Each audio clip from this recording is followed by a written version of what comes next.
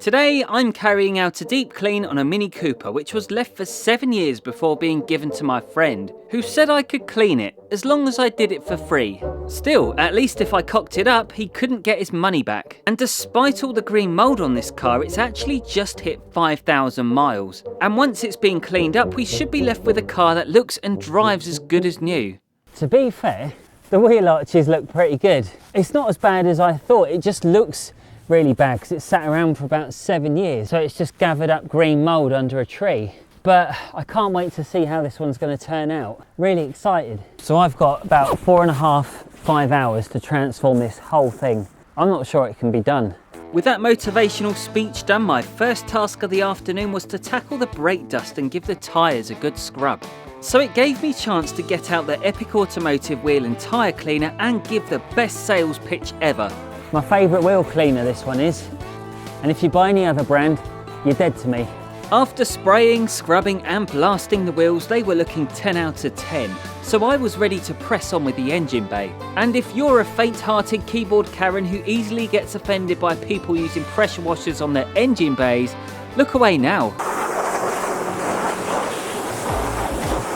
Type away, warriors, type away.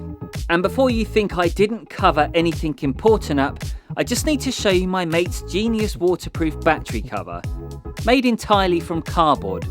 Anyway, I'm first spraying the bay with the citrus pre-wash and following it up with Epic Snow Foam before getting the brushes out. Not that it needed much work because the chemicals easily did their job. Once I was happy, I could then move on to the pre-wash. So I filled up my pump sprayer with Epic Citrus, and thankfully the cold weather meant I could get around the entire vehicle, including the door shuts, without the fear of them drying too quickly. Normally I would snow foam the car on top of the pre-wash, but because this was a Mouldy Mini, I couldn't resist breaking out the pressure washer so you can see the awesomeness unfold.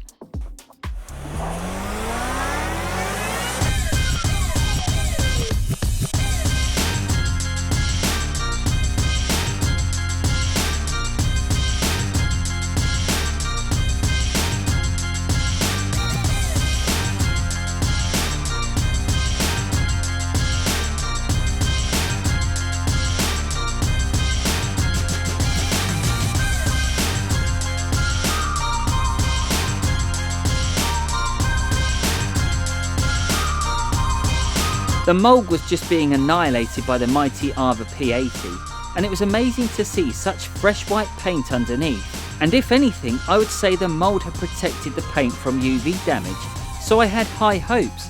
But as I was making my way through the clean, it was starting to get colder, and the daylight was all of a sudden starting to diminish, and so was my patience.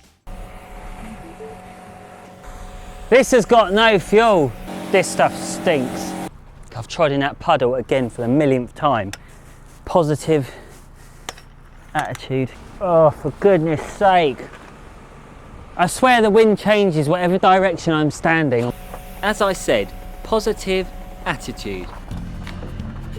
At this point, I could break out the snow foam just to help shift off some of the last of the mould. So the car's at a presentable level. We've done the pre-wash, we've done the snow foam. Can now rinse it off, give it a shampoo, and then we're almost there. Almost. I was determined to make this car look as special as possible, and I'll be prepared to stay on it all night if I had to.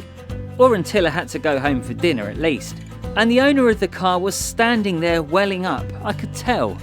I need you to pretend to cry at the end as if like it's the best thing that's ever happened. Wet foot again. Next up was the contact wash, so it gave me chance to use my Epic Automotive Zesty Lemon Shampoo.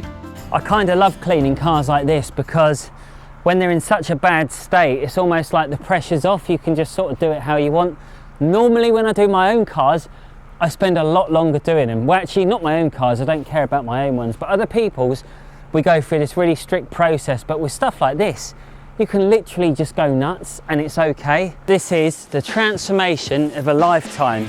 I carried on with the weather getting worse, and I knew the great storm would be on its way very soon, so I had to get a move on and get the Mini inside ready for the next stage. Drying the car was pretty easy. I used a towel and a car dryer, but then I decided to give it a quick clay bar followed by a machine polish. And I wasn't going mad here because I only had a few hours left to get it all done.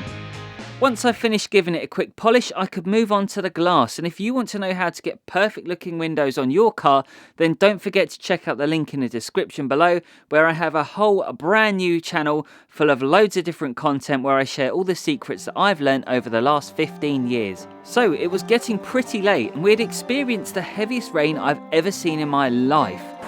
I've got to get over to my van. I've left the jet wash out, it's getting wet. Not only that, we had a flood, so we needed to unblock the drain, but thankfully we had the perfect tool for the job, the McLaren 570S and a spade.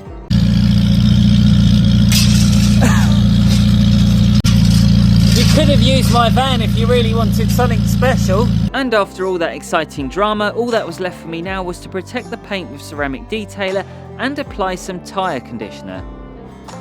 And here are the results.